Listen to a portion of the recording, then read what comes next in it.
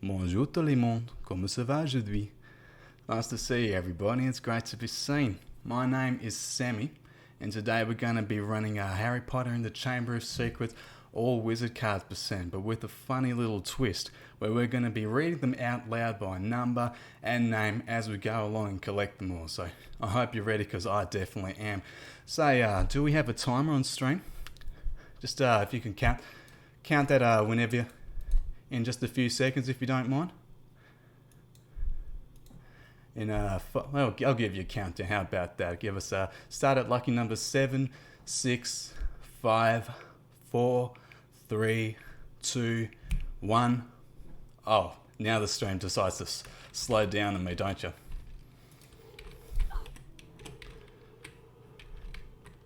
Let's go. Here we have the Whomping Willow section of the game. We have a couple of stuff to do here. Skip a cutscene, we'll do one of the major tricks we'll see all throughout this run. Brightness boosting. Ooh, a little bit choppy. Don't like the look of that. Let's skip a cutscene here. Definitely grab the save book just in case. Always just in case. You understand that, right? Always just in case. Over to our left here, we get another bit of luggage. Usually you push this just to be able to go up. I do not want to risk that. I love to take the safe route. You know, I just haven't really mastered that push trick over here. Now get yourselves ready everybody, because we're going to do a ledge clip and jump into a small courtyard where we discover the first card of our entire collection. Now usually this is where I'd like read it out, call her out by name, number, all that jazz, but how's about this time you all sing along? It's number 7, Hespistaki, which you study the use of phases of the moon in potion making. The best card. You may notice about Hespistaki, she has a bronze pentagonal frame. That's because there are 3 tiers of wizard cards in this game. For all the people who've never played this game before, the 3 tiers are bronze, silver and gold. Whenever Harry collects 10 of the 50 bronze cards, he gets an extra bar of stamina in the top left. When he collects 10 of the 40 silver cards, he gets 1 of 4 silver keys that he requires to enter the gold wizard card challenge. That's a section of the game where we can get the final 11 gold cards. Now that sounds pretty nifty, yeah? Because most of this game takes place through obstacle courses that we call challenges, you know. There's a stuff... Oh, excuse me. Everything we do is going to be through a challenge. Most importantly, the spells are going to be through. The spell we learn, we always have a spell challenge. Most of this game, we go to the spell lesson, learn the spell, do the spell challenge, and then go to the house point ceremony. The house point ceremony is where we compare Gryffindor's house points to Slytherin and see, and depending on how much of a lead we have, we'll spend time in the bean bonus room. However, we don't want to do that because there aren't any beans there. Okay, let's see if we can get this first... Okay, decent grab there. Bit high. To the sky, not too bad though. We'll skip a cutscene where Harry hears ominous voices throughout the wall, and he's not really sure what to do about that, but we don't have to worry about it. We're going to go learn our first spell. Welcome Gryffindor students to your favourite class. We're going to learn the Richter Semper class actually. Now the first spell is Richter Semper. It's our basic attack spell. We learn spells by doing 3 increasingly difficult minigames of DDR. Now the following spell challenge, the Richter Semper spell challenge, has the most cards of any non-optional area of the game. That sounds a little interesting until you realise there's sort of a theme that links them all. Let's see if the more clever among our viewers can figure that out. There's a lot of enemies returning from the first game, actually, you know, like fire crabs and snails and gnomes. You'll see all those and more throughout this game. Also, the main mechanics of pushing and getting rid of those enemies is introduced in the Richter Semper challenge too. Let's see now, just a simple manner of doing this. With Richter Semper, we don't want to get that many house points because, like I said, the bean bonus room, we don't want to spend any time there.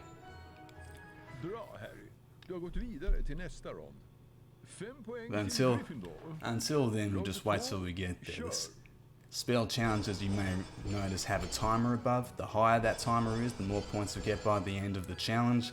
I've actually let the timer just run to 0 before. There's no punishment, you just don't get any points for it. Kind of pointless, because this is, casually at least, this is just a very simple game. And that's 10 points for Gryffindor. Round 3 of 3. Each of these arrow keys has a nice little sound, and I quite like that really. It's always so much fun.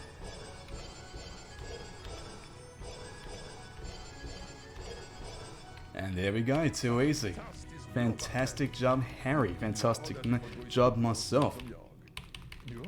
This game is faster in Swedish, yes. Now it's about 30 seconds faster. That may not seem much to the regular schmegular people. However, everything counts. This is a fire crab. Pushing these boys into pits is the main mechanic of the game. So, case in point, we do it in the first and second room. Now, up on Melancholy Hill there's a plastic tree along with number 63, Herman Winteringham, loot player for the popular Wizarding band The Weird Sisters, the best card. Up until the second room we're introduced to the giant orange snail. We got to deal with everybody in this room that we see. We have to push in these fire crabs, just like so. Get that snail, not get that second one. Cast on this guy, see if we can get that before the cutscene. Yes, excellent save. Now, as I was saying, we have to deal with the fire crabs here just to be able to, so we have to deal with the snails to open the way forward over there, but we have to deal with the giant orange snails because they have, well, we have to deal with the, fire crabs because they have this one ready for us. Who is it? All I hear is Radio Goo. It's number 23, Glenda Chittock, hostess for the popular radio show program Witching Hour, hosted on the WWN, the best card. Going around the corner, we'll encounter a gnome, also another enemy returning from the first game. Where the hell are you? Oh, there he is. We don't actually have to bother with him at all. We will bother with that save book, and we definitely will bother with number 76, Myron Wagtail, lead singer for the popular Wizarding band The Weird Sisters, the best card. Here is a fire crab ambush. That's another common thing in this game. They actually think fire crabs are a threat. I sure hope I didn't soft lock that because that'll be very annoying. We're going to take this one a little slower, just to be safe. Oh, thank God we didn't soft lock. That has been a problem with me. Practicing for this run has just turned into soft lock hunting, and I found all of them, let me tell you. Here we don't actually have to take out the giant the fire crabs, keep calling them giant orange snails for no reason, but it's a bit helpful because when we get this esoteric ledge grab, we brightness boost up to the top here. And then we jump around this column, cast the Penzo on that button for Penzo on this beam, get ready to open this chest which has number 56, Gideon Crumb, bagpipe player for the popular Wizarding band The Weird Sisters, the best card, and his friend number 93, Heathcote Barbary, rhythm guitarist for the popular Wizarding band The Weird Sisters, the best card. Passing by this giant orange snail, they're less enemies, more so obstacles. We have to go to this puzzle room where we have to align the forward facing portraits to make sure that by hitting the top button 3 times, the middle button once, the bottom button twice. That way we can proceed forward actually into this elevator, going backwards a little so we don't get the actual climbing animation. It'll take a few seconds, and I'll be honest with you lads, I'm not very confident on this trick. You just wait a little while. I'm shaky. It didn't, wait, did it? It did. We got it. That was Chasm Skip, and I am so happy we actually got that, and I'm also really happy that we grabbed number 94, Merton Graves, cello player for the popular Wizarding band The Weird Sisters, the best card. Here's that second fire crab ambush I may have brought up to you guys earlier. First this guy on the right appears, then his mate on the other side. We can deal with him, hopefully just hitting him twice. Yes, the way opens, we open this chest at the back here. Go forward to open that secret, wait for it to slide open so we can open the chest. Double back to grab the card that just came out, which is number 78, Orson Thruston, leads drummer for the popular Wizarding band The Weird Sisters, and his mate number 68, Curly Duke, lead guitarist for the popular Wizarding band The Weird Sisters, the best card. Alright, normally there's a giant star at the top of this tower we have to grab to finish the challenge, but we just have to push a minimum of 2 fire crabs down this platform, so it's low enough that we can enter the secret over here, heading up these stairs, casting quickly so that we can hit that spinning door early enough so that we don't run into it and smack us out of the direction. Get ready to cast Alhamora on that chest we're about to open, because inside we'll find number 34, Donican Tremlett, bass guitarist for the popular Wizarding band The Weird Sisters, the best card, and the last card of Richter Sempre, ladies and gentlemen. It's smooth. It's not exactly cool runnings from here on in. Hold your breath, make a wish, count to 3. Oh, we ain't gonna get it. Oh, we didn't get it, goddamn. It's always a problem when we go to Discord. You know what, we'll just do this bit casually. We'll go all the way up the stairs, we'll push all 4 fire crabs down.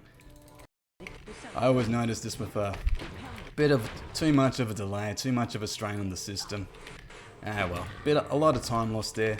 I ain't worried about a PB. Luckily for me though, we're way ahead of schedule. Casting this guy down here, we'll get the third one down already. Why not? He landed directly in. That was really nice.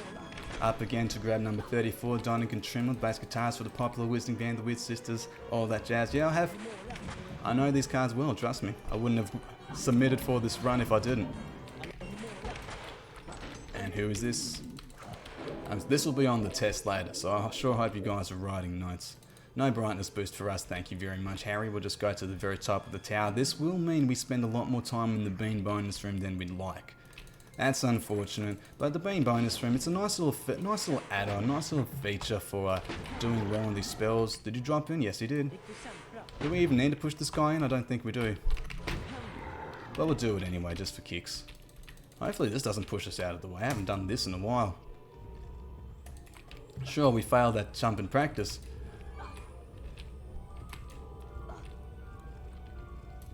Good stuff, here we go.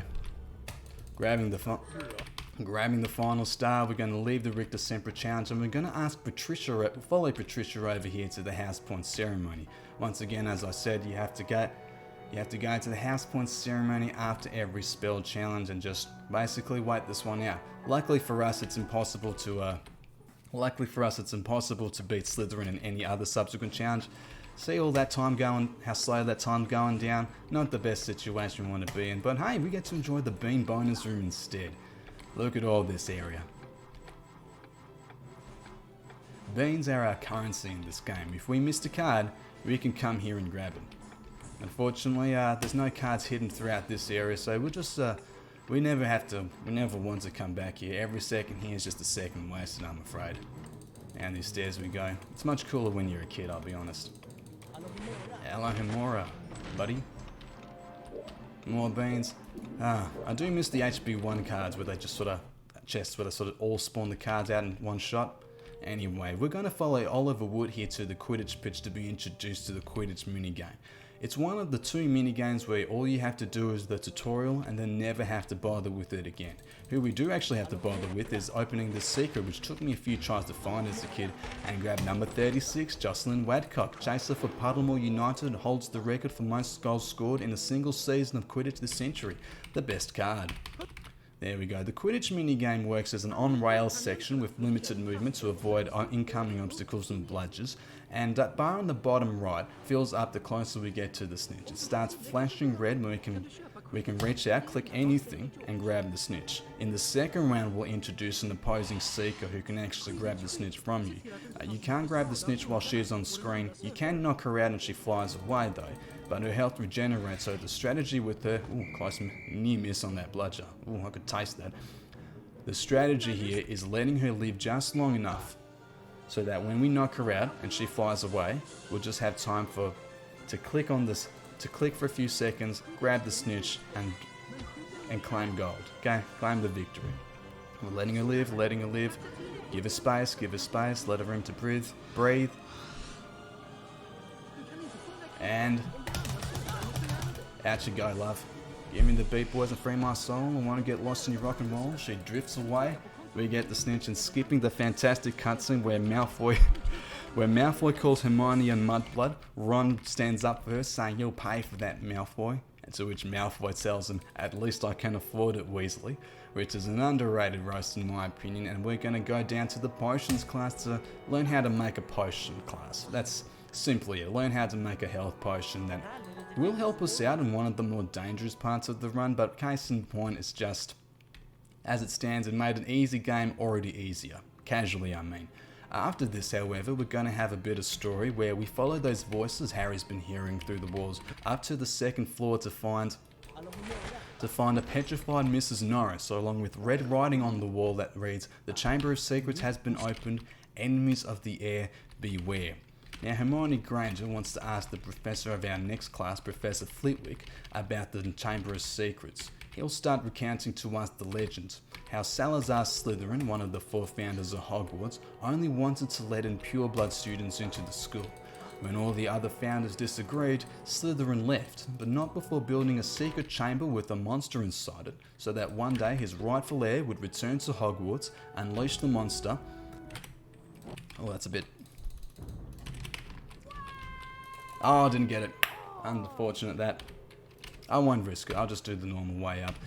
One day his rightful heir would return to Hogwarts, unleash the monster within the chamber, and purge all the non-purebloods from the school.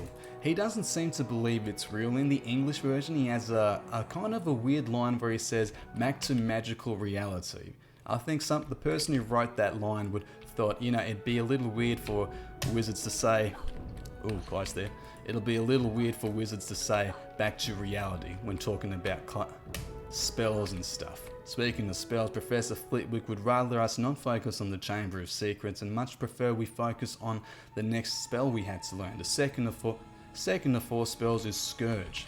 Scourge effectively gets rid of slime. That's all it does. If you see something green and slimy, you just use Scourge on it. And of course it does deal with the one boss we'll find later in the challenge, but the Scourge challenge, it's not the best. It does have 6 cards hidden throughout it, but learning spells is effectively the same as we always do.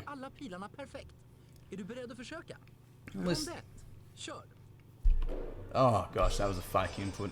Now listen lads, that gives me a bit of time because we're not just doing this for fun, we're actually doing this for a good cause, because Potterthon 2022 is actually supporting the Trevor Project, the biggest group, the largest LGBTQ youth assistance support in the whole world right now. When you're at the lowest of lows, Trevor Project's there to support you with like 24-hour hotlines, places to chat, and a space to feel safe. So you can if you donate, whether it be a cent or a fortune, we'll appreciate that. They'll appreciate that, and you'll still be welcome here.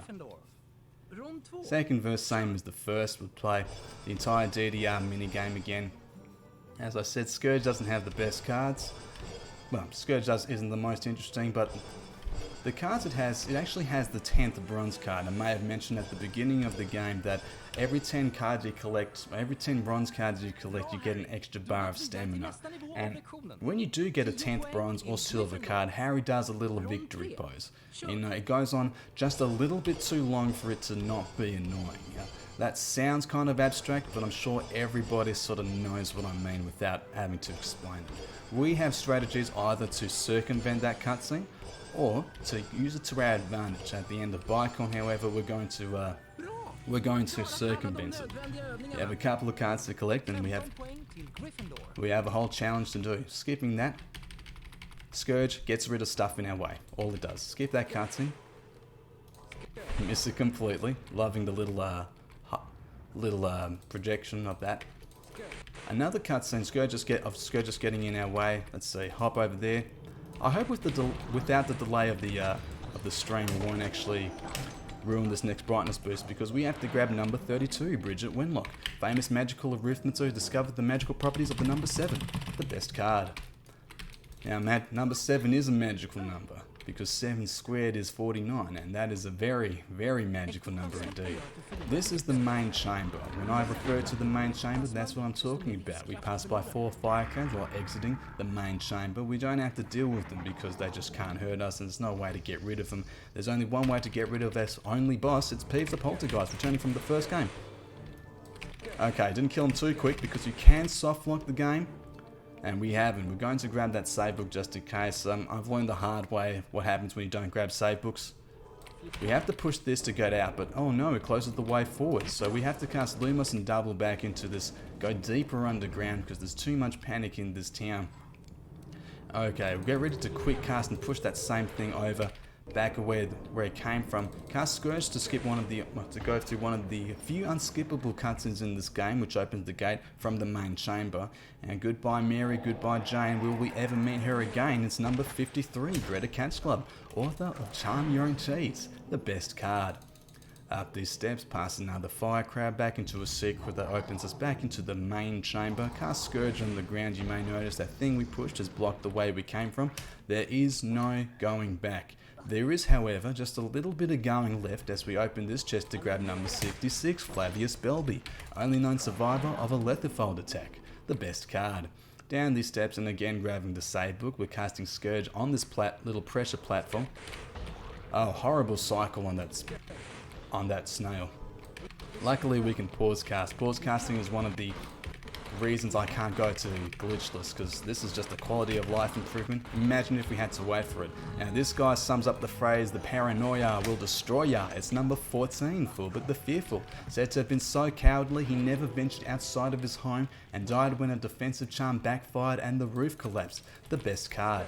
Now ordinarily you'd think those platforms would need a snail to jump on them to actually activate them. Turns out you could just jump on them yourselves and proceed as normal. I don't mind it at all. One thing I do mind is Cornish Pixies. You do not know how much you hate Cornish Pixies until you start playing this game. We have stuff to do, but we'll take the time to take them out whenever we can. Alright? Dymphna Furmage had the right idea. Who's Dymphna Furmage? Well, we get to her when we'll get to her. Right now we've get to him because we've gotten to him. Down here is number 59, Gregory the Smarmy, inventor of Gregory's Unctuous Unction, the potion that makes you believe whoever gave it to you is your best friend. The best card. Hopping over this bridge, we're going to jump slightly before we need to because we don't want it to swing back on us and lose all our forward momentum. Who's here? I know you're here. And there you go. Alright. We're going to try this first brightness boost. It almost always fails, but... Oh! Ah, didn't even get it. Hey. Mistimed that. Thankfully that didn't happen on... always fails. We have the brightness boost up through that hole there. Like so. Activate the cutscene so the door opens. Cast Flipendo on this block 3 times. Cast... Get rid of those gnomes. That's the second time. When the card opens up, just like so... We'd hit it once more and grab number 84, Roland Kegg, captain of the English Gobstones team, the best card. That was that power pose cutscene. We now have 2 bars of stamina, and we are now done with the Scourge challenge. We'll just cast Rick December on this guy in the way, descend even further underground to grab the big old star. Then we're going to follow Patrick all the way to the House Point ceremony to lose. After that, Hermione wants to start the plot. See, she wants us to sneak into the Slytherin common room, disguised as Slytherin students, and interrogate Draco Malfoy if he's the heir of Slytherin or not. To do that, she needs to make a Polyjuice potion. And to make a Polyjuice potion, she needs a couple of hard to find ingredients, namely the Bicorn horn, which is only found in Professor Snape's storeroom. And that part where we grab the Bicorn horn, it's called the Bicorn challenge, and I'll be honest with you lads, it's my least favourite part of the game. Like, casually, it's always very stop and start, and that sort of stop and starting doesn't really go away totally in a speedrun when you learn how to do all the brightness boosts and everything, but we'll play through it. We'll still have some cards to collect. We don't have a 10th bronze or silver card in it. We do have some interesting ones. Here we go. We'll open this. I opened the door through here. See, even in this first room, you have to press Flipendo on those 2 buttons to slowly lower that platform. We hopefully can brightness boost on out of here.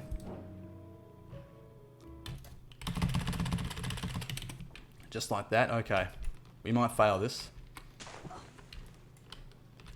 We didn't though. That's excellent. Hey. Cast the Pixie because they deserved it. Jumping down here, here's another thing I mean by stop and start. Cast Scourge over that and you notice that this bridge has to slowly come up. Well, at least there are 2 cards right after it. Anyway, open this secret and open the chest because over here is one of them sailors fighting in the dance hall. Oh man, look at that cape and go. It's number 6, Glenmore Peaks, famous slayer of the sea serpent Acroma, and number 42, Crispin Kronk, sent to Azkaban for illegally keeping sphinxes in his backyard. The best card. Yet another example of a bit of stop and start. First you deal with these snails. Sometimes they're a bit dumb and will fall into this on their own, but you have to give them a little bit of extra encouragement. And look, firecrackers ascend and you have to deal with these boys too. Dealing with them a bit slowly, I'll be honest. Get in there, mate. Thank you very much, Lee. Push them into these cages. Okay, no big trouble. Like, it's okay. We do this before. We'll do it again. We're indestructible even when we're tired. It opens the way forward. We have to descend, hopefully jumping around this corner. And on the white shot, oh, that was a little wide to be comfortable, but it's okay. We're fine. The run's live. But look, we have to deal with those exact same giant orange snails we got rid of. That's what I mean, you know. Stop and start, not really that much fun. At least we grabbed number 2, Cornelius Agrippa, famous magical author who was imprisoned by non-magical folk for his writing. The best card. Here's what you do next. You open the secret.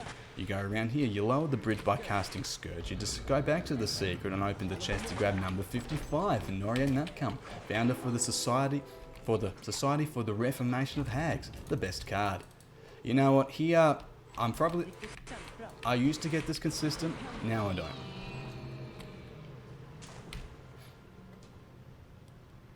It doesn't matter because we got it the first try. Oh, that is the weight off my mind, let me tell you. Okay, we'll get ready to cast on the Flipendo first, then the chest, skip the cutscene that happens, and don't skip number 46, Miranda Goshawk, famous spellbook writer, the best card. Up these steps, I don't know how to do the skip for this. I'm not going to try the regular any percent skip for this. The regular skip for this. Instead, I'm going to do this, what they do in the glitchless, almost always do in the glitchless category. Because, you know what, it's just too hard for me. I practiced this 100 times in a row and I only got it 13 times on the one go. One guy I collect every time, no matter what, is number 4, Grogan Stump. Famous Minister of Magic appointed in 1811. The best card, and that's the last card of this challenge, everybody. We're going to use some any percent stretch to get out of here. Brightness boost to infinity and beyond up the top here. No, we don't need the frog. We have full health, which is very good going into the next spell challenge. Here we go. Take a few of these blue bastards out with us.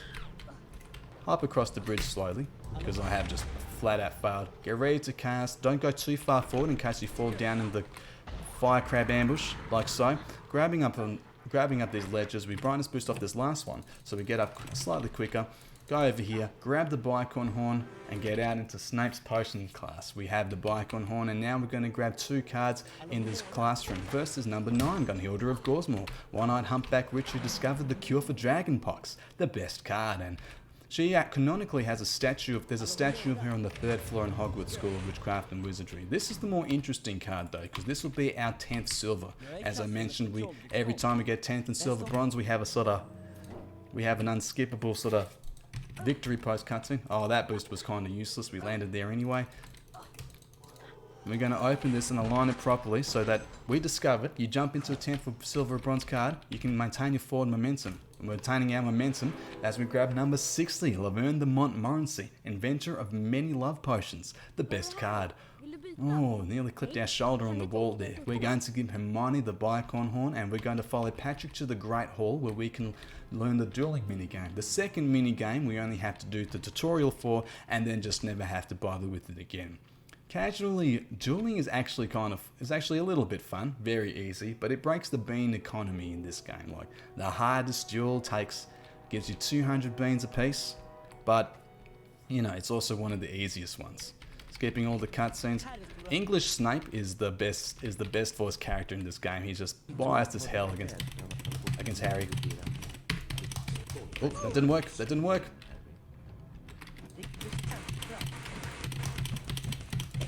That did though.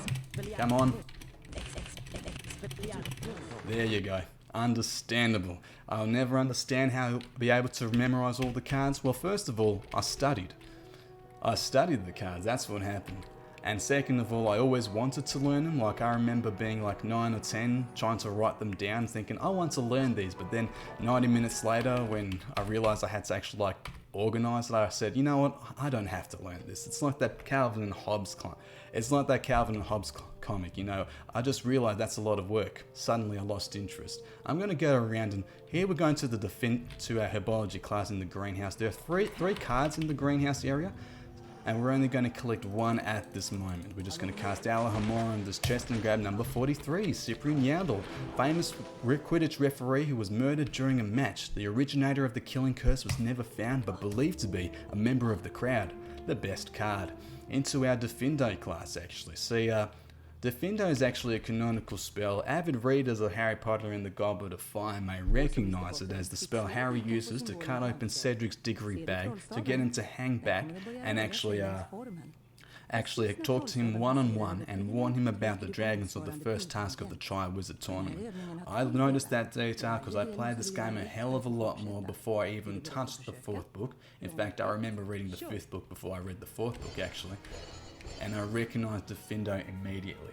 Defindo is one of these challenges that has a lot of cards in it. It has a total of 8, and we're going to be collecting all of them, of course, but there's also a couple of dangerous brightness boosts. They're just going to take up... That's why I'm glad we have a potion, and Defindo is where runs come to die. We are going to take some safe strats, but you know, it's still a bit of a risk. Second verse, same as the first. Oh, this is the third or fourth spell. It's going to be the last spell we learn for a while. And Defendo's going to take the combination of Richter, Sempra, Defendo, and Scourge is going to take us up until a huge portion of the story. But that's round 3 of Defendo spell learning done. We're going to skip this cutscene and head straight into the challenge. We start off the challenge by heading dead right, because our cutscene's somehow facing us to the right. Skip over here, hop onto this handle, hop through this window. Oh, barely touched it. I usually like how smooth that was. We're going to quick cast, get that snail guy knocked out because he often sneaks up on me and steals some very valuable health. Casting all these 4 buttons to open a secret within which we will find number 70, Leopoldina Smithwick, first witch to referee a Quidditch match. The best card, and here is a bit of a strenuous. Forward. Not a bit of health lost. Oh, not a bit of health lost. See that? Look up there. See, guys? 2 lovely golden lightning bolts full of stamina. That is gorgeous. We are definitely going to lose some stamina dropping down here. We'll go to the pause cast strat because I'm convinced you can actually skip your damage animation by actually pause casting. Actually, I just saw and we didn't, so perhaps I'm totally wrong. But I'm not wrong about who this is, though. It's number 12, Merwin the Malicious. Famous and inventor of many unpleasant jinxes and hexes. The best card. This is the safest strat.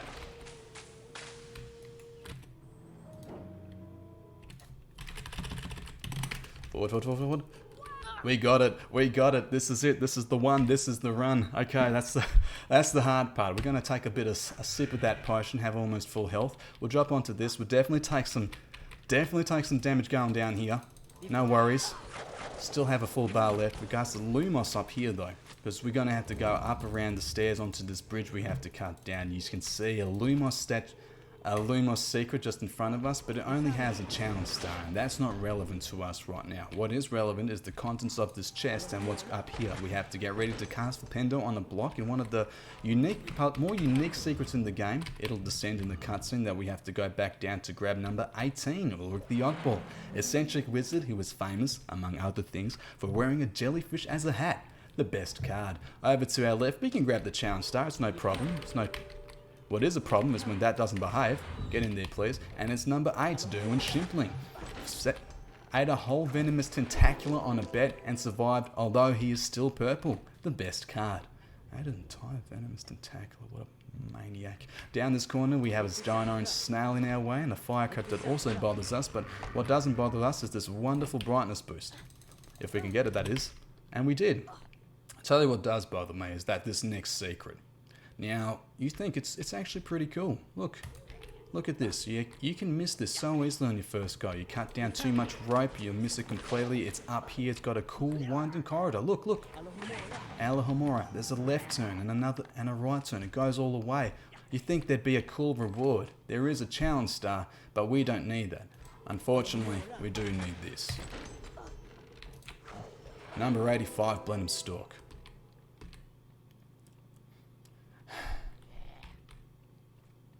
You know what, lads, if you need a palate cleanser for that, look no further, because now we have a card that needs no introduction.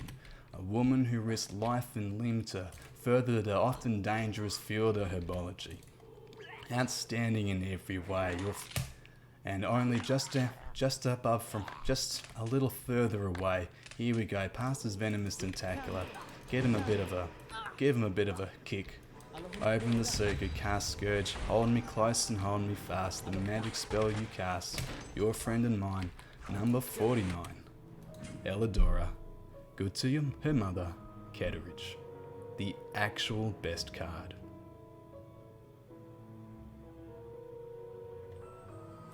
Anyway lads, we have the run to finish, we're going to might be dangerous. We're going to have a run to finish. We're going to brightness boost all the way up here. But if you didn't notice them on your way in, these are venomous tentacula. Derwin Shimpling ate a whole one of these and survived. Oh my god, we're going to go a bit crazy in our casting so we can efficiently grab number 21, Lord Stoddard Withers, famous breeder of flying horses, the best card. Down here there's a few more little spider webs. I wonder if those will be relevant to the plot. Probably not, however. Going around here, we turn to the left. We can ignore this giant orange snail mostly. We just have to cast Lumos and raise this bridge above the courtyard we entered through here.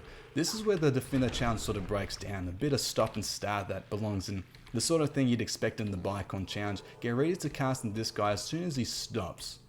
We cast on him because otherwise he's just going to turn around and waste our time. Push him into the trench as you're supposed to. Open that seeker, turn around because there's 3 giant orange snails going to spawn. This guy first, deal with that guy second and that guy third. Push these 2 into their little trench over here to be able to open the way forward. And then we have a secret that's very much like the one in Scourge when we grabbed Fullbit the Fearful.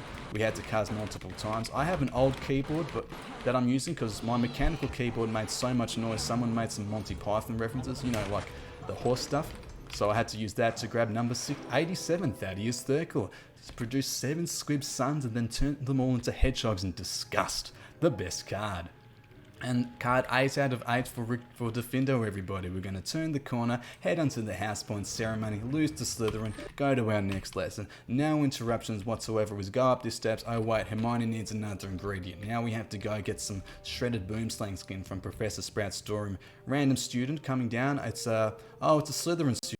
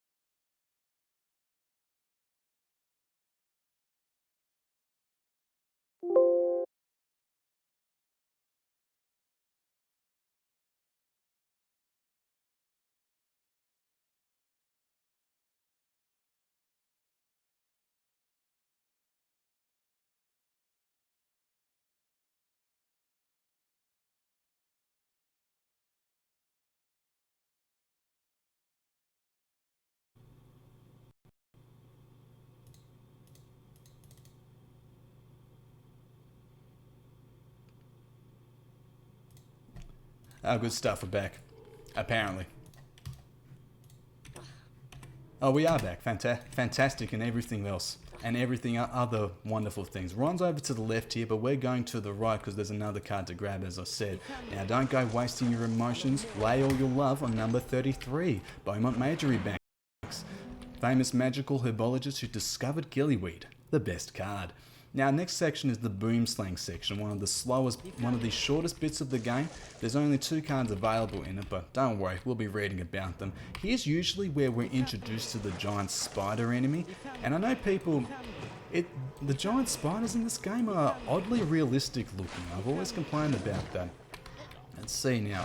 Get up that brightness boost up here, a bit higher than the ideal height actually.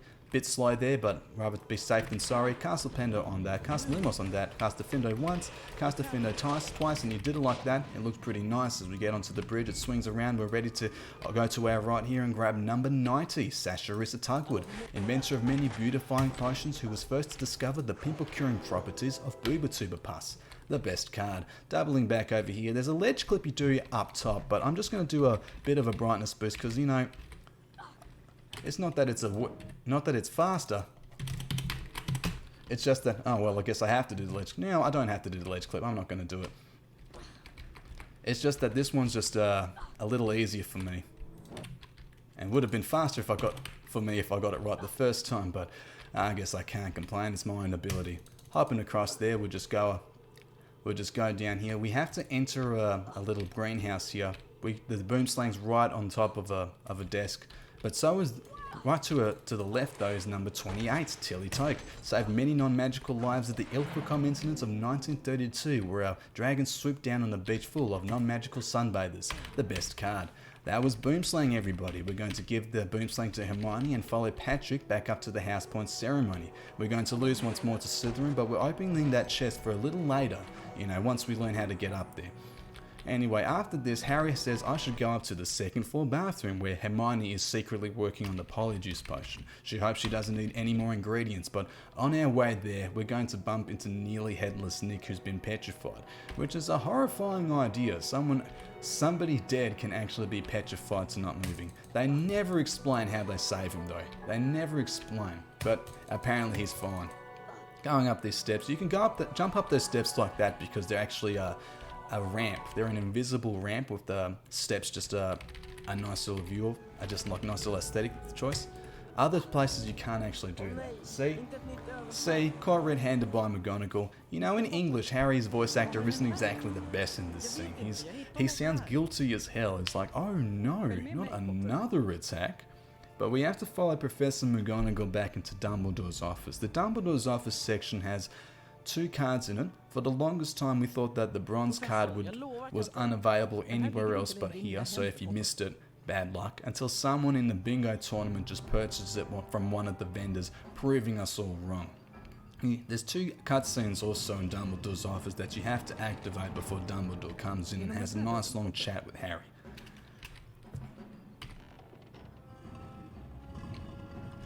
Up the stairs we go. We have another ways to go. First, we'll go directly to the left to activate the Fawkes cutscene, which justifies how Fawkes comes back to help us at the end of the game. There it goes, burst into flames, not our fault at all. Cast open the chest, down there is a bronze card, but up here we open a lift, because up here is a silver card we need to collect. Onto this lift, every office has one, you know, just how it is. Going around, so if we jump on the railing, exactly. El pueblo unido jamás será vencido. It's number 79, Oswald Beamish, famous campaigner for Goblin Rights, the best card. And number 10, Bardock Muldoon, Chief of the Wizarding Council, the best card. And now we have the longest unskippable cutscene in the entire game. Well, at least I think it is anyway. Fawkes is the Phoenix, Harry. That's exactly what we have to do. Oh goodness. And as I was saying to the guys as we were setting up, I actually have like my wireless headphones over my actual headphones connected to my desktop. In them, I'm playing the Rocky theme non-stop. I've hyped myself up for this run, ladies and gentlemen. I'm ready for this. Harry here is I can translate this from Swedish. Harry's trying to justify himself, saying he didn't attack nearly headless Nick. He's not the attacker, but Dumbledore believes him. But he asks him for vital evidence. Harry, somebody's going around attacking people in the school. Have you heard anything weird, like voices in the wall or something? And what does Harry say? No, you're on your own, Dumbledore. Fantastic, Harry. Fantastic. Now, Ron came out. Ron somehow knew exactly where we were. He was going to lead us to Moaning Myrtle's bathroom. Again, where Hermione's preparing the polyjuice potion. We're going to take a quick detour to the left here to the Defense Against the Dark Arts class, because actually there's a card secretly hidden over here. Let's see. Get ready to cast. Hop on this chest, hop up here, get ready in her way. It's number 50, Musadora Barkworth, composer of the unfinished Wizarding Suite, which contains an exploding tuba. It has since been banned since its last performance in 1904 blew off the roof of the Ackley Town Hall. The best card. Following Ron to the bottom there, we can jump and cast. Hopefully we can land on the safest place possible, Ron's neck, just in front of him, and follow ourselves all the way down to this corridor to the left where Moaning Myrtle's bathroom is. We haven't gone here in a non-cutscene yet, but as we enter it, we're going to have a cutscene where Hermione wants us to grab one last piece of the polyjuice potion. It appears it's written in muffled. That's what it says. And skipping this, we have the Goyle. Hermione wants us to grab a piece of Gregory Goyle's hair so we can put that in the potion and transform into Gregory Goyle and sneak into the Slytherin common room. Skip the cutscene as we follow him to the right here into these gardens. We're going to first grab this secret because it has a card in it. It's number 854, Gaspard Shingleton, inventor of the self-stirring cauldron, the best card. Up these steps we go to the Goyle section of the game. Fun part, I reckon, pretty fun part. There's a trick at the very beginning here. I'm not confident we'll get it, so I'm putting that out there just to not get my hopes up or anybody else's hopes up, but we'll go for it anyway. I see a little silhouette of a man. It's number 83, Roderick Plumpton, English seeker who holds the record for the fastest capture of the golden snitch, the best card. Oh my god, we got it. Oh my god, we got it. That's fantastic. I am so happy with that. In the words of the late great Donna Summers, this time I know it's for real. Anyway, casting down here, over here we grab number 62, Ignacio Wildsmith, witch who invented flu powder. The best card, dropping into the only room in the game that doesn't have fall damage. Up here we go to grab a save book. We don't actually have to deal with the giant fire crab. He just happens to be in the way. Casually we would, but we have a bit of a brightness boost, which is why we grab that. That's why we grabbed that save book in the first place, to get up here. We don't even lose any health. We don't even lose any health. This is going fantastically. I'm loving this. Okay, don't probably jinxed it now. There's a wall clip later on. I'll grab you two just for fun. There's a wall clip later on. We might soft lock here actually. Okay, but we have to be careful. Cast Richter Semper on these guys before they even make it down. Push them into their little trenches here. Cast Alhamora on that chest. He missed, I think. Yes, missed. Cast Alhamora on that chest. Anyway, deal with the giant orange snouts to raise the lift even further. Get out of the way before they get too close. Then we can push them in and grab this card. Time for her is nothing because she's counting no age. It's number 80, Beatrix Bloxham, author of the Toadstool Tales, which is a series of children's books which have since been banned because they cause nausea, vomiting, and other unpleasant things for children. The best card. Look at this actually. This is obviously a mistake. She is 1794 to 1810. She died when she was 16. She looks like her card number, 80. She looks 80. Goodness me. Now either that's a cool magic thing or a mistake. In these situations, the more boring answer is probably the right one. Oh, and we got the ledge clip. That's good stuff. There's a pixie in our way. It's gone now. Dim from the Firmage would be so proud. Oh, that's a light grab. We do not want that. Good heavens, no. That's more like it. Brightness boost to infinity and beyond. Didn't make it. Oh, and that was a close save too.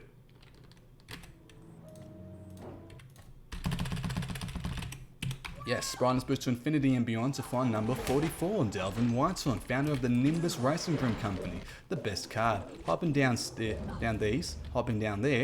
being a bit careful not to jump down. We have, just like the portrait room in the Richter Semper challenge, we have to adjust the square so the red one is facing forward. Hit that last one once more, hit this one once more, and there we go. So, something to the side to collect. Now here's a bit of a hard grab, The reason, now I know people grab a lot earlier on, like over there, but the reason I grab down there is because sometimes Harry just doesn't grab it for me. But I always have to grab number 47, Edgar Strelga, inventor of the Sneakoscope. The best card. That's 5 of 6 cards in Goyle. Our next will be a silver, and it'll be our 20th silver card. There's a bit of a strategy involved, a dead pixie, which is also a good thing. And two... I don't like that. My mouse just sort of darted across for no reason. Perhaps a small little spasm of the wrist caused that, I'm not sure. Sure what caused this was another brightness boost, hopefully to get a little higher than... Yeah, oh, that was really good. The dead pixie is even better. Everything's going great. Cast Defendo, cast Alhamora to open this trapdoor. Double down, cast Defendo on that, accidentally grab onto it. And hop across that, yes, yes! Oh, we got that. It's kind of pointless, more of a swag strat if anything. 1, 2, 3, onto the top, onto the roof here. See that courtyard? The red reticle is just above it. Yeah, there's 2 bowtruckle, those big tree looking things that sort of that are high progressive and throw wicken tree bark at you. We're going to drop down here and hopefully, let's take this more casually. Fellas, I'm sealing your home. I'm cutting down that chest and I'm grabbing the first of 4 ancient Greek cards, number 22, Circe, lived on the island of Aia and was an expert at turning lost sailors into pigs. The best card. You may think we're trapped, but we're not. We can actually climb that ledge up here, hopping on the chest. I thought I was trapped here once, but then I realized, no, we're alright. Hopping onto this platform, hopping onto this wall. Not a bit of damage was taken that day. We'll open this chest, open this door, skip the cutscene. This is the barn where we killed the pixie. We're exactly where we need to be to grab a bit of Gregory Goyle's hair and put that into the potion. We aim for the actual head, because get some hair off of Gregory Goyle's head. Could have gotten it anywhere else. Well, if we had to grab hair of someone and put it into something we're about to drink, I'd reckon the most sanitite, the most clean place to grab it from would be the head. Maybe the eyelashes. I'm thinking too much into this. And we actually have to transform into Gregory Goyle now. And one of the most gruesome scenes in the game, which is surprisingly well done, was opening that chest for much later. We're going to descend to the Slytherin common room, going to the last part of the dungeons. We haven't been here before, and I'll just be quiet. Let's enjoy the Goyle music.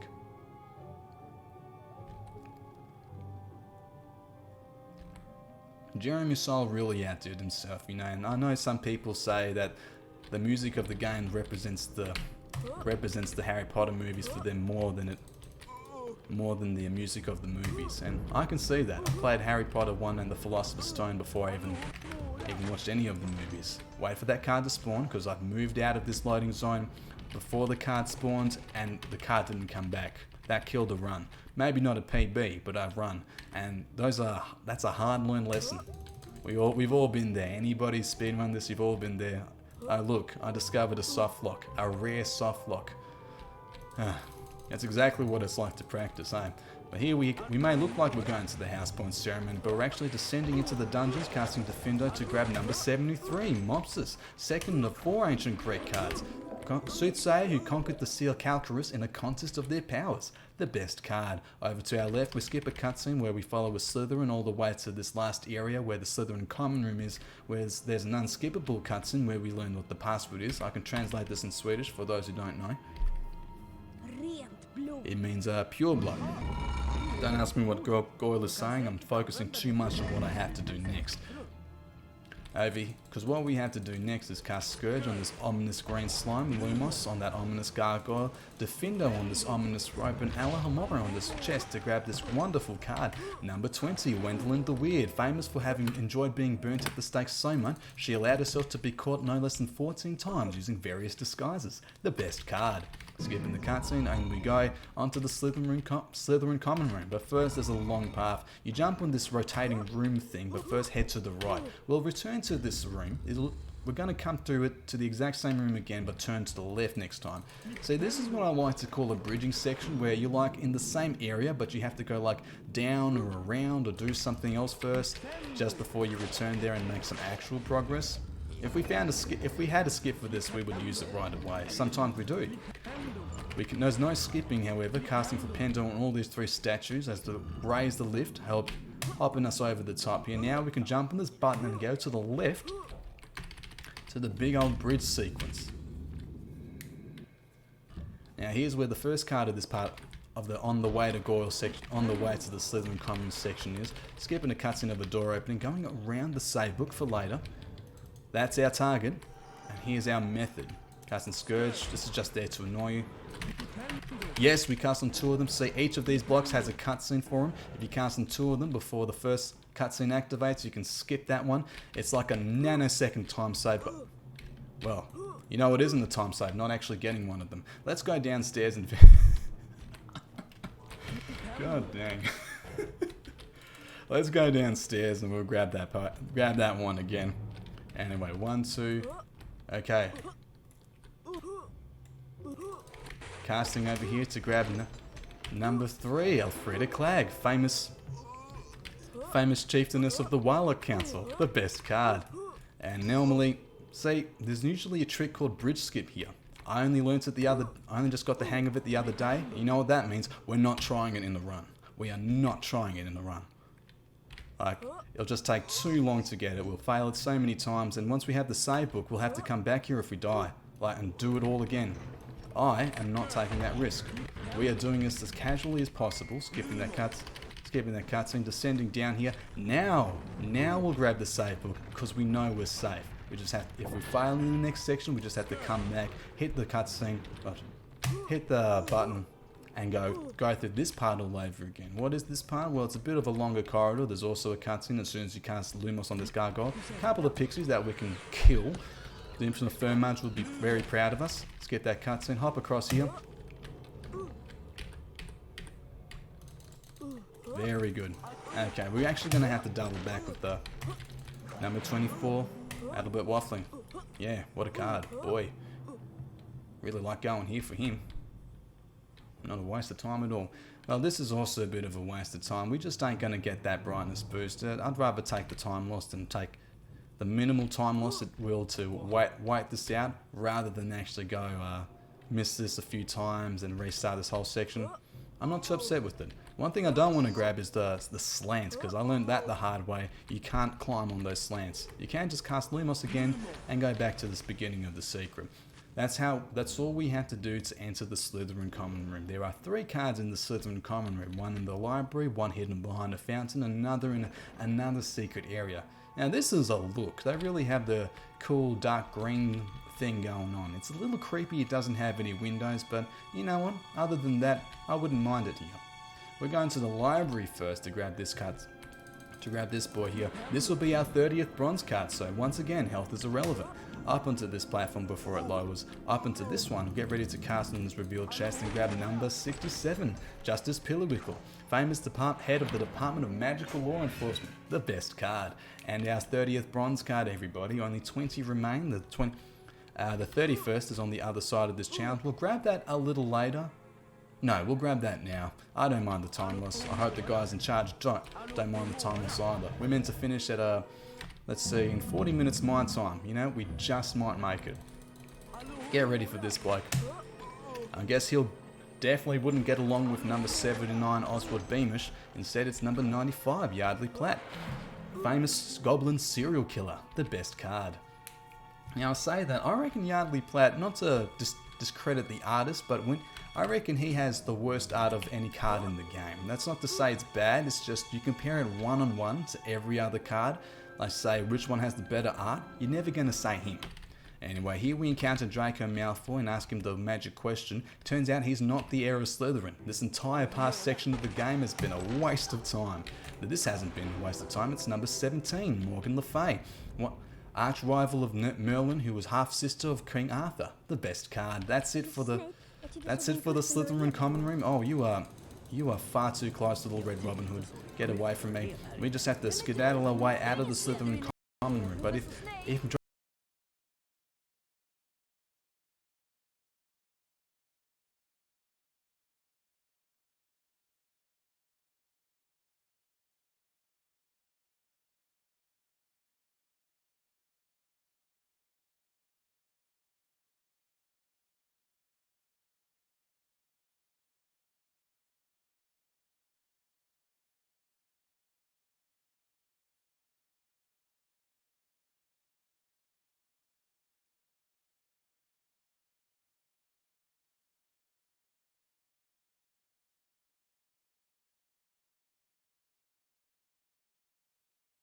Spongify and enter the Spongify challenge. Oh.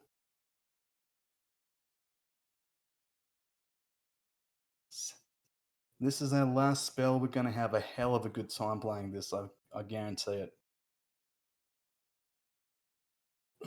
Excuse me, just had a bit of a stretch there. The Spongify challenge, just like the Defendo challenge, has a lot of cards there, a total of 8. We'll have a lot of fun collecting those and a couple of precise tricks which will take me a few tries to get the hang of maybe, so just bear with me. You've borne with me for however long we've been running so far. Once more we play a bit of DDR, but for the final time, getting more house points which are totally irrelevant. I mentioned earlier on back in Richter Sempra, we only have to deal with 2 gnomes in the entire game. They're coming up very, very soon because there's also quite a lot of cool secrets in Spongify. Some people complain about secrets within secrets, but if you do them cleverly and don't do them all the time, I reckon they can be enjoyable. You ever seen the custom maps some people are making for this game? It's insane. That one with the Night Walk with all the custom cards, that was great. I don't know why Draco Malfoy would ever get a wizard card though. Snape maybe. Quirrell I don't understand. Shaky effort from the card creator there, but Snape I would know. Malfoy I wouldn't understand. What did you do? Oh, this is level 3 of 3. This is so easy that you can make a mistake thinking it's too easy, if that makes sense. Like you arrogantly think, nah, I'm not going to mess this up. Oh yeah, I witnessed that too. I saw a lot of jump frames there. A lot of jump frames to go to, so not to worry, we're back on track. Australian internet buddies. And skip this cutscene. This is the Spongify challenge, everybody. Best part of the game. And these gnomes, you come to me. There you go. Into your hole, mate. That's how you deal with gnomes. You also get the extra violent gnomes in this part of the game. They're imps. They don't give you beans, they just give you pain. They just give you pain. Hopping up here, there's 2 cards already in one secret up the top here, which we need a Lumos to activate this platform. Cast Alhamor on that. Well, cast An on that. Jump over here to grab number 92, Xavier Rashtik, flamboyant tap dancing wizard who disappeared whilst performing in front of a crowd of 300 and was never seen again, and Merlin, the most famous wizard of all time, the best cards. Now we need that Lumos because we can use it to skip a whole hassle of grabbing Lumos a little later. Skipping this cutscene where we're introduced to the imp, like I mentioned, hopping up here, hopping twice up here. I remember narrating June Hell Rose run for the first time and I fell asleep at this section. There's a clip of her just trying to pick up the slack and just asking me to wake up. Anyway, here we are. Don't you worry, child. See, Sammy's got a plan for you. It's number 81, Kwong Po, Chinese wizard who discovered the uses of powdered fireball egg, the best card. Getting up onto this little platform here will brightness boost onto a platform way up top here. No matter if we grab the challenge star, but luckily we did not. Now we enter a room with 4 fire crabs we have to deal with. We could cast Sponge of Fire, but we're not going to. We just have to get rid of these boys. Knocking them out one by one. Pushing them into their trenches one by one. Lovely, we'll activate another little secret down the bottom here. Be careful not to cast Sponge of Fire, because I have just cast Sponge of Fire and there's a little drop you don't know of. But here's a card you should know of by now. It's number 98, Dimp the Fur Mage. Famously abducted by pixies whilst on holiday in Cornwall and lived in mortal dread of them thereafter. Failed to have all pixies, to get the Ministry for Magic to have all pixies humanely destroyed. The best card. Where the hell are we? Softlock, that's where we are. Goodness me. Be right back, ladies and gents. Did we grab the save book? I don't think we did. We'll just do all that again. No problem, no foul.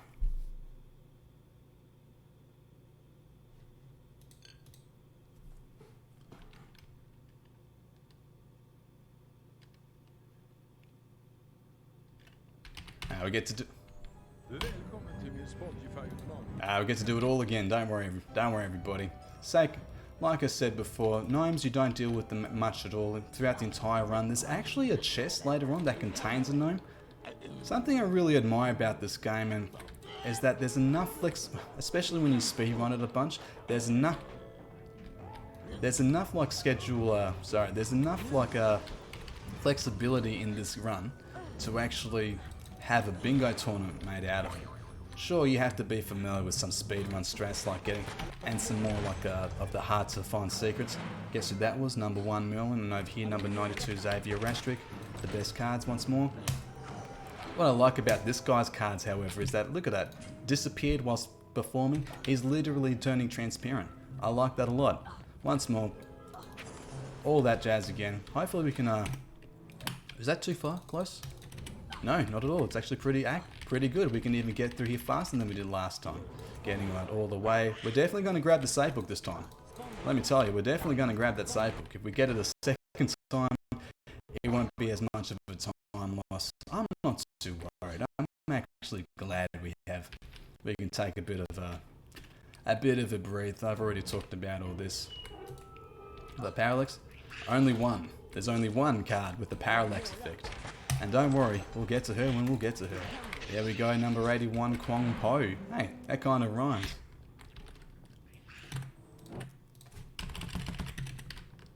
What even was that? Oh well, we can tank the health. No, get out of my way, you. And you. Definitely go down here, jump across. Once more into the fray. Down here we go. Same thing as last. Thankfully, after the Findo, health is mostly irrelevant. That's because, well, we have too much health to really have been any danger. We can even tank some falls. Like just earlier when I was practicing this, I accidentally, in the first chamber, I accidentally dropped straight down in an area where a lift is supposed to take you, and I just tanked all the damage. Guess who it is, boys? It's our favourite. Well, number 98, Dimp the Fur Mage. Again, abducted by pixies, but failed to get them humanely destroyed. The best card. Alright, lads, hopefully. Didn't do it again? Nope. Didn't get it either. Oh, I'm really tense with this. Ugh.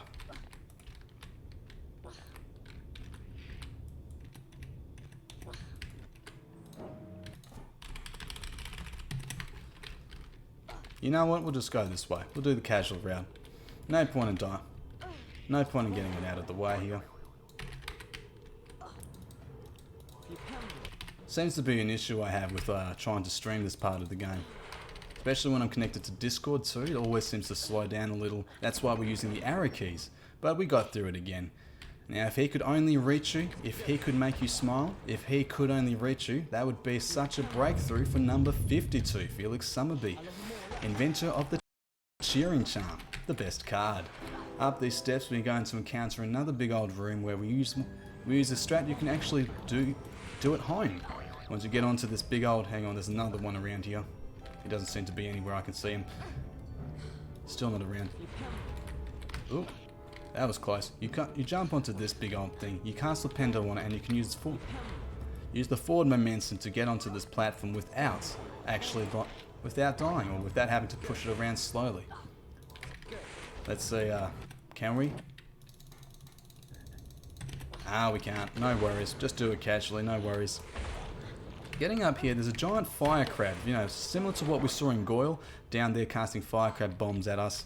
We don't have to worry about him. We will have to worry about this card, however. Casting for Pendo and a Seeker we shouldn't be able to even hit. We'll open this chest to grab number 97, Alberic Grunion, inventor of the Dung Bomb, the best card. Oh, we got that first go. I am so happy with that. Casting Spongify jumping up here, again into the save book. Always into the save book on these runs. And getting ready. Here's, I think, one of the first times we encountered the giant spiders in this run, but we don't even have to bother with them. We just have to go to our left. But first, get rid of these boys. And then down. Usually we just jump across, but I heard she sang a good song. I heard she had a style, so I came to see her and listen for a while. It's number 88, Celestina Warbeck. Famous magic singing sorceress. The best card. Jumping up here, brightness boosting back up to where we were. Down, down, down. Yes, okay, jump on the left. Jump on the left. Don't hit that feet pressure plate, otherwise we're doing another bridging section. We just ain't got the time. We do have the time to jump across here and look straight up in a place which some people seem to keep forgetting. Get the spider out of the way. Get the spider out of the way, goddammit. Jeez, that gave me the spook. And grab the man of the millennium. No two men can better him, not even Lenny and Carl. It's number 96, Hengist of Woodcroft. Founder of Hogsmeade Village, the best card. The 8th card of the challenge, we just grab the star, fail the house point ceremony. We've learned all the spells, we've got a full arsenal. We're just going to follow Patricia down to the house point ceremony chamber. And after this, we're going to do a big old card cleanup. You see, Ron has discovered that Moaning Myrtle of the infamous Moaning Myrtle bathrooms had a tantrum. And we're going to discover at her feet a discarded magic diary that gives Harry visions. First of all, we have to actually meet Ron, and then we're going to grab our next, our 30th silver, 30th? Yes, 30th silver card in a secret in the entrance hall. We're very close to, we're getting to the end game, I guess, over here. Cast Alahamora here. Cast Alahamora a second time. Third time the charm, I guess. But you can come here without having taken any. You can come here without knowing Scourge. Actually, you can take the damage and grab number 99, Daisy Dodderidge, first name lady of the Leaky Cauldron, the best card. Dropping down, hot scotch. Show us what you got. We're going to the corner, face the wall, young man. Getting out of this cutscene was go up the steps to follow Ron. He's going to go to the second floor. We're going to go to the base of the grand staircase. Grab that car I prepared on their way to the Slytherin common room. Cast the middle Spongify carpet, grab number 51, Ethelred the Ever-Ready, famous for taking offence at nothing and cursing innocent bystanders, the best card. Then number 89, Alberta Tuchel, famous wizard dueling champion, the best card. Prepare this secret for a bit later. We cast Scourge and then Defendo. We'll skip a cutscene of it opening because there's 4 cards to collect up here in the hospital wing. To prepare ourselves, we'll cast a Pendo on all these 4 paintings. They'll show some secret stairs, which we'll return to. We'll cast Lumos on this little gargoyle over here to be able to hop onto this platform and grab number 58, Glover Hipworth, inventor of the Pepper Up Potion, the cure for the common cold, the best card. Hopping on this pressure plate, it opens up a secret. We hop on this cauldron, hop over, open that chest, open that Castellanet's carpet. Open this to grab number 38, Chansey Aldridge, first known victim of dragonpox, and number 75, Mungo Bonham, famous magical healer who founded St. Mungo's Hospital for Wizarding Ailments, the best card. Anyway, up these steps once more, we go down some steps further to grab number 71, Queen Maeve, legendary Irish witch who trained young witches and wizards in magic prior to the founding of Hogwarts School of Witchcraft and Wizardry, the best card. But we're not done yet, we still have 3 cards to collect. Anybody familiar with the world record route will realize this is not what you're supposed to do. I'm going to grab a couple of cards before we're meant to, such as number 30, Artemisia Lufkin, first witch to become Minister for Magic, the best card. Hobbling down to the second floor, we follow Ron all the way to the end, but we're going to take a quick detour, just like we did following him after Dumbledore's office, to go into the Charms class this time, because there's something hidden there. See, there's a big, bright, usually a big bright beam to indicate there's something hidden there, but there's not something hidden there, it's someone. Opening this chest, we'll grab number 31, Balfour Blaine, Chief for the Committee of Experimental Charms, which is a job you have to have some balls for, if you ask me. Magic can mess you up, and you're testing out experimental charms. Hot diggity dog. That is scary. Tell you who's not scary though is our next card. Here's a more interesting one. Let's organise ourselves, because I like to hiss into this cutscene. It's number 37, Cassandra of Blatsky, celebrated seer and author of Unfogging the Future, the best card. Here is a cutscene. The Magic Diary has showed us a vision of apparently Hagrid, having opened the Chamber of Secrets and unleashed a monster upon the students, is being caught by the incredibly trustworthy prefect Tom Marvolo Riddle. Who is that? It's Rubeus Hagrid. We're just going to rest my voice for this cutscene, alright? I've been talking just a bit too much, I reckon. Be my guest. We actually got a donation from Anonymous 11 minutes ago, who donated $49 with the comment, the actual best card. Oh, God bless you. God bless you, Anonymous. Wow, you're fantastic. You got fantastic taste too. Outstanding. See, we're going to go ask Hagrid about the worst day of his life when he got expelled from Hogwarts School. And Hermione's had an epiphany, however, and she's gone to the library to do some research. We are going to follow Ron to Hagrid's hut, but we're first going to clean up all the cards in the castle. Jumping down the stairs, we're going to get our first card of the Gryffindor common room. It's number 39, Gwennock Jones, captain and beater of the all-female Quidditch team, the Holyhead Harpies, the best card. Over here we have number 26, Elmeric Sawbridge, famous conqueror of the river troll of the bridge over the river over the Wye River, I think it was. Yeah, and the troll in question was one of the largest in Britain, said to have weighed the size of a ton, the best card. Going to our right, we open a secret that you need Diffindo to open, which is a nice little shake-up actually, and open this chest to grab number 35, Bowman Wright, inventor of the Golden Snitch, the best card. Now we're going to get the secret.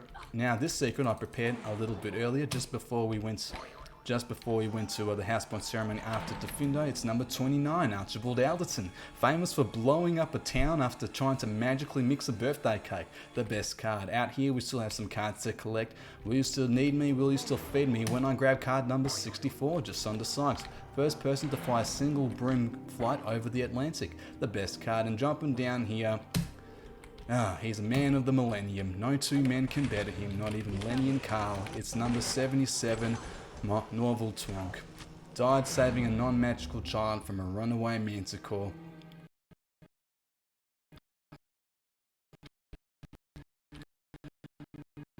The best card, posthumously awarded the Order of Merlin First Class. What an absolute hero. Going here on this other secret, we're going to actually open this chest up here first, then we're going to jump on this pressure plate. Open up another secret you might see in the distance. There's a silver card, and here is number 27, Mirabella Plunkett. Fell in love with the merman whilst on holiday on Loch Lomond, and when her parents forbade her to marry him, she transfigured herself into a haddock, swam away, and was never seen again. the best card. Comparatively boring, but is our number 45, done by Oglethorpe, Chief of Quabble, an organisation that concerns itself with British Quidditch and its endeavours. The best card. Only one more to go just outside Hagrid's hut, but as we get there we see Hagrid being arrested and Dumbledore being forced to step down as headmaster of Hogwarts. Don't know what are you doing, Ron? You're going around the world in 80 seconds and that's too long for me. Now, Hagrid gives one last piece of advice in case anybody's listening, and that's to follow the spiders that lead into the Forbidden Forest. We're going to see that giant spider that was supposedly the monster of the Chamber of Secrets, but before we follow that advice, there's one last card dangling out there just above Hagrid's pig pen that we're going to collect. Now, Braziers are thrown at his feet. Ladies love him because he's got a little dimple in his cheek. It's number 61, Havelock Sweeting, famous unicorn expert who helps set up many unicorn reserves throughout Britain. The best card. Now, Forest contains the last 2 silver cards actually. We're going to get the 40th silver card and get all the keys we need. Hold a sec. Cast Lumos here. That Lumos is permanent, and so we'll be collecting this as we hop across this. Take out that spider, drop down here, get ready to cast Defendo on a Seeker we can sort of prepare for ourselves. And here's our 39 silver card. It's number 16, Cleodne, Irish Druidess who discovered the magical properties of Moondew. The best card. Now we just have to jump back a little bit. Hopefully we can make it this time. Oh, thank God. Absolutely outstanding. Sometimes I miss that, never like that. This is the portal. This is the most dangerous part of the game. Actually, it has the big old venomous tentacular. It's got Horklumps galore. It's got everything you need to watch out for, and lots of spiders. We didn't drop down there. We weren't supposed to drop down there, but we can drop back up there into the safe. We'll cut the web, kill the spider, cut the web, step on some spiders, kill the pixie, as we should, and take out this one giant spider. And then we can just jump on this Spongify all the way down here. We got it. I'm cutting up that web for later. We jump down here to bounce all the way back up and get number 57, Gifford Ollerton, famous Giant Slayer, the best card. Almost down there. In here we'll find the last silver. To access it we have to kill all the big spiders in this room. Like so. I think only 2 remain, or 1 remains technically. Brian is supposed to get up there early. I guess we don't have... Ooh, we nearly dropped down there. Cut this bigger web. The last one we need. Open that for later because there's a card in there too. And there we go. Here she comes to make your day. Open the chest.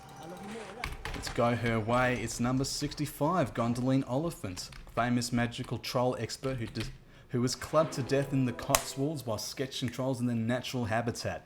The best card and the 40th silver card. We've got them all, ladies and gents. All we've got to do now is return to the Gold Wizard card challenge. But actually we have to grab number 25, Perpetua Fancourt, inventor of the Lunoscope. The best card. Getting up here to infinity and beyond, there should be no fall damage. Oh, there is no fall damage, that's a relief. Skipping a couple of imps there, casting Defendo, Rick December to get past all these spiders. These are tanky boys. They need a volley of Rick Decembers to be able to be taken out. Now we have Giant Bowtruckle. These guys are about the same size as Harry. That's actually, again, just highlights how hostile this part of the game is supposed to be. But it's pretty easy to circumvent as we brightness boost up on this rock to this little spider, past the spider web, take the damage, it's no problem. And grab number 86, Dorcas Wellbeloved, founder for the Society of Distressed Witches, the best card. That's only 1 card in Forest remains, there's only 6 to collect, and that was the 5th. There's 1 more bronze card that's coming up very soon. Now this looks like a bridge, but people who've played this game before know better, so we're going to go on it backwards, get ready to cast Defendo, and grab the last card of the Forest. You guys may be familiar with this guy, it's number 19, Newt Scamander. Magical cryptozoologist and author of Fantastic Beasts and Where to Find Them, the best card. Now in this cutscene, turn it down everybody, Aragog's a bit loud. There you go, see, Aragog just told us he's not the monster of the Chamber of Secrets. He in fact, but he's not going to let Harry go. After this cutscene however, Ron is going to save us using the famous flying car from the movie and the book, but he's going to inform us that Hermione Granger has actually been attacked and petrified just like the others, but not before figuring out the identity of the monster of the Chamber of Secrets. So we're going to use her notes and finally reveal where the Chamber of Secrets is and how and what monster we're going to have to fight there. Now this is just killing time. Just spam these cards and rip the Semper as much as possible. Get this guy out of the way. Get this guy dead and dying. Well, not dead until HP6, but oh, that was a mild spoiler. I'm actually kind of upset I said that in case anybody wanted to read the books. But that's done. Let's get the cutscene, get rescued, get out of here quick, Billy. At least Ron came back, you know? He left us at the beginning, but at least he came back. Now here we go. Hermione's been petrified, and turns out the monster in the Chamber of Secrets is actually a basilisk, a giant snake that can actually kill you by looking at you. And the actual entrance is in Moaning Myrtle's bathroom. But now Ginny Weasley has been taken and into the chamber, and we have to go and rescue her. But first, and this just shows our priorities, we have to finish our card collection. Up here into the Gold Wizard Card Challenge, everybody. It's actually a really fun part of the game, even casually and in this run. When you collect a card, a bigger version appears and these curtains draw back. It looks atrocious in low graphics, which is what we kind of need, but you know, any other time, any other day of the week I'd show this off, but I just had to get through this as quickly as possible, which is why we're speed running it. We have a timer for the Gold Wizard Card Challenge, and we have something else that we've seen a bunch of. Wait for it, a timer and a fire crab ambush that we can just skip on past. One thing we can't skip on past is number 69, Birdie Bot, inventor of Birdie Bot's Every Flavoured Beans, the best card. Oop. Into infinity and beyond. All the way to top, take a bit of damage there. Grab number 100, Albus Dumbledore, Headmaster of Hogwarts, the best card. As quick casting, there's a couple of Defendo spiderwebs in our way. Over here, we can't get closer without that block raising, so we have to go over to the side and slowly climb this area one by one, so we're finally high enough to just jump over across and grab, oh goodness me, jump over across and grab someone very important actually. Just one by one. Should have really made the roof higher. There's other places in Hogwarts where we can grab number 41, Godric Gryffindor, co-founder of Hogwarts who gave his name to one of the 4 Hogwarts houses, the best card. Here's usually where Herpo the Foul Percent would finally finish. And this is where we grab the famous number 11, Herpo the Foul, the 4th of 4 ancient Greek cards. 9 Parseltongue, who first known creator of the Basilisk, and number 48, Salazar Slytherin, co-founder of Hogwarts who gave his name to one of the 4 Hogwarts houses, the best card.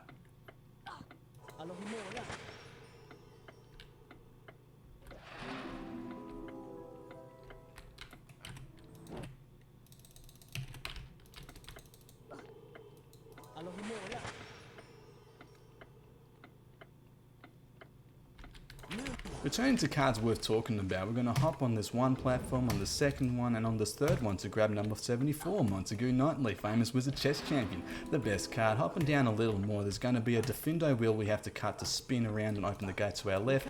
Down here there's a part of the game where you're meant to push these blocks side to side to side to find a cool way up, but they didn't realise you can just sort of jump up there, and they definitely didn't count on us learning brightness boosting to get up to number 15, Paracelsus, contemporary of Leonardo da Vinci, who discovered Parseltongue, the best card.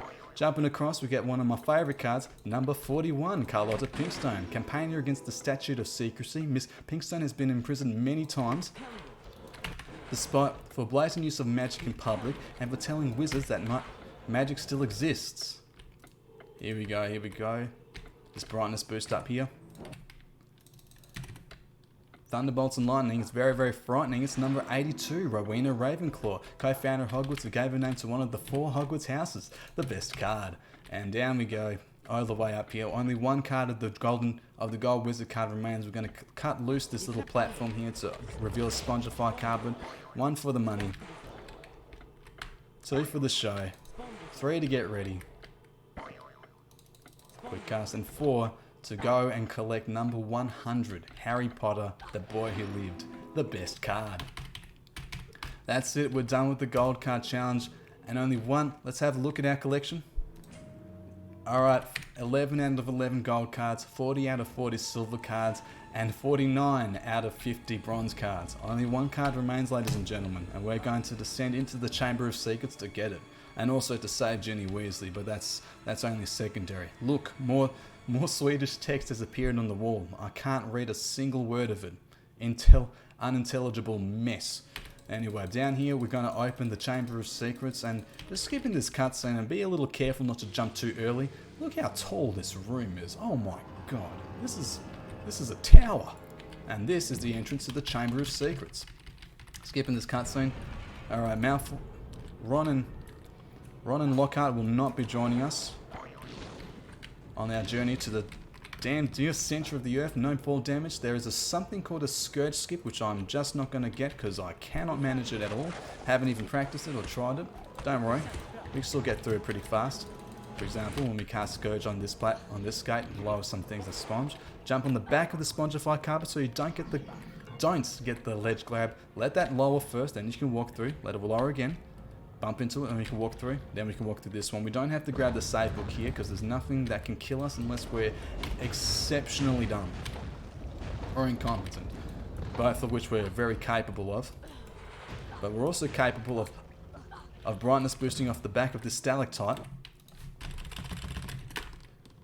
Skipping an entire bridging sequence just like that, which is a shame because it has one of the coolest secrets in the game, but doesn't have any cards, and that's what we're after. We'll definitely grab the save book because we have failed this part too many times to count, thinking we were safe. Can I cast any?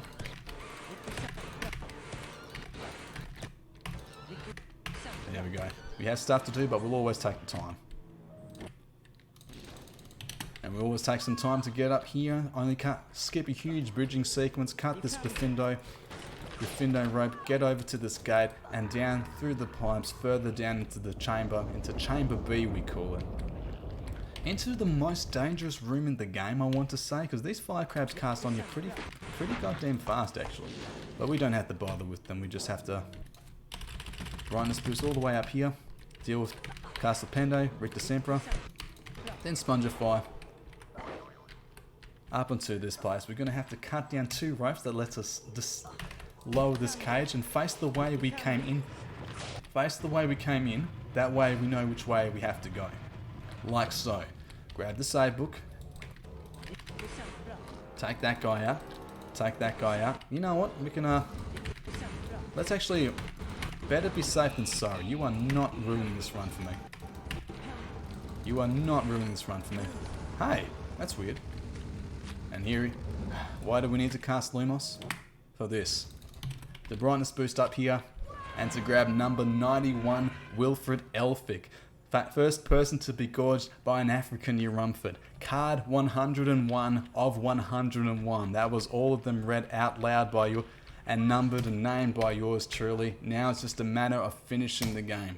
Over to the left here, we'll get to Harry Potter, Indiana Jones and the Chamber of Secrets sequence, where we have to run away from that boulder, casting the Findo on these vines in our path and just not stopping, making sure we don't get anything in our way. It's not hard, but we don't want to mess this up now. There's a brightness boost we're about to get actually that I really want to try. Like, I'll die a dozen deaths. I just want to get it just for this run. Luckily there's a save book very close by. Go forward, turn around, grab the save book definitely. We'll have to skip a cutscene where it shows us, hey, what's going on? Number 49 Elidora Ketteridge, that's the answer. Okay, hold your breath, make a wish. Count to 3. We got it. Last brightness boost of the game, ladies and gentlemen. That's the last of it all. And here we are at the iconic Chamber of Secrets. There's the famous face from the movie and the famous fire-breathing snake statues, also from the film. I always take damage in this last sequence. I always take damage. I wish I knew how to avoid that. Save book. It's definitely always grab the save book. There's Ginny Weasley, and this is it. The Basilisk, the monster of the Chamber of Secrets. They made it purple. Gosh dang. Now the strategy here is to go back to the left and hit her from back all the way back here. See, she has a melee attack, but she also has a range attack where you can still hit her. She can't take damage when she does her melee attack. She can when she's in range. And here's the second phase. Get really close to the vent. For those who are decent at this Basilisk fight, you may not want to watch this. Let her scream. Let her spit. Smack her again. Get a little bit of extra health. She's going to come out of this one. Jump. Smack her. 1, 2, 3. 1, 2, 3. 1, 2. Yep, only 3 seconds it takes. Count of 3 to charge the. Takes a count of 3 to charge your spell from Grudger Gryffindor's sword. She disappeared. She disappeared. The Basilisk is. Oh, that was on me, ladies and gents. Mistimed that. That was also on me. Didn't mistime that at all. Oh, I missed that though. That was on me. Oh, awful stuff. Let her get out. Look to the left. She's blind now. She can't see us, but she then smells us out. She spits at us. Take that, eh? There we go. That is a dead basilisk, everybody. No, I'm no Olivier. If he thought Sugar Ray, he would say that the thing ain't the ring, it's the stage. So give the play, sorry. So give me the stage where this bull here can rage, and though I can fight, I much rather in my heart recite. That's entertainment. That's entertainment, and that, everybody, was Harry Potter and the Chamber of Secrets, all wizard card percent. All cards numbered and named one by one. Have a look at this, Look at this cool parallax effect from, this is the only card that has it too. Only card that has it too, and I like it. Listen, let me show you some of my favorite card artworks. Let's see in top three, we have, let's see, where is she? Number 3, Elfrida Clegg. Lovely, got this emerald flame thing going on. And my second favourite, naturally, my second favourite art would be this lady. Look at that, she's like, whatchamacallit, defiantly casting magic when she's already in shackles because she's been imprisoned for trying to fight the Statues of Secrecy. But my personal favourite, Laverne de Montmorency.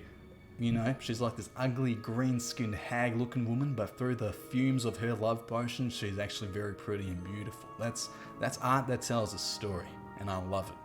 I love this artwork.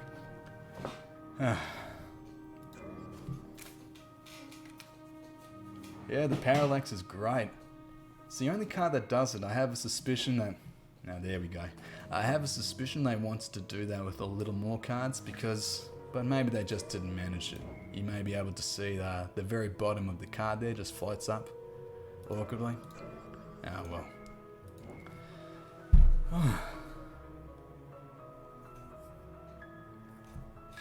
You know what, guys? Back in 2021, I wrote it down in my New Year's resolution. Let's run AWC in Potterthon 2021. Thank you very much for the Didn't rant. happen. Yeah, your commentary and your card reading is always such a blessing. Thanks. Thanks a lot, man. I loved it. I practiced and I got it. I appreciate this. Thank you everyone. Thanks everyone for tuning in. I love performing for you. I love a bit of showmanship here. And I always love my wizard cards too. We will be now going into a short transition. And the next run is Lucille's HP1 and 2 dual any percent, which is a surprise because we're not really sure what it is, but it will definitely be exciting. So stay tuned.